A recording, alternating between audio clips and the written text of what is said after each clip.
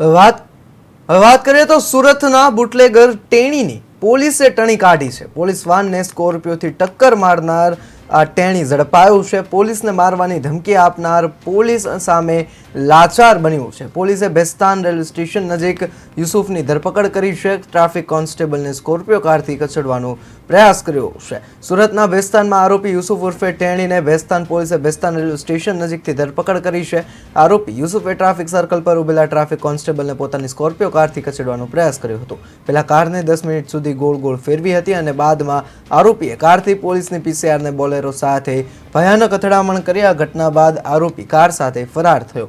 આરોપીએ જે પોલીસને મારવાની ધમકી આપી તેની સામે જ બેસવા આજીજી કરવી પડી રહી છે. ભેસ્તાનમાં પોલીસ પર હુમલો થવાની ઘટના સામાન્ય ઘટના ન હતી. જો યુસુફ ટેણી સફળ થયો હોત તો કદાચ તે 6 કોન્સ્ટેબલને યમસદન પહોંચાડી દેત. પોલીસ કર્મચારીઓ એ આરોપીને રોકવા માટે પ્રયત્ન કરતા હતા. એ વખત પણ પોલીસ કર્મચારીઓને આરોપી ધમકી આપેલી હતી કે તમે મારી મેટરમાં કંઈ પડશો તો હું તમને પણ જાનથી મારી નાખીશ અને તમને છોડીશ નહીં. એ બાબતે જ આ ગુનો દાખલ થયેલો હતો. આરોપી આ ગુનો કર્યા પછી તાત્કાલિક એ ત્યાંથી ફરાર થઈ ગયેલો હતો.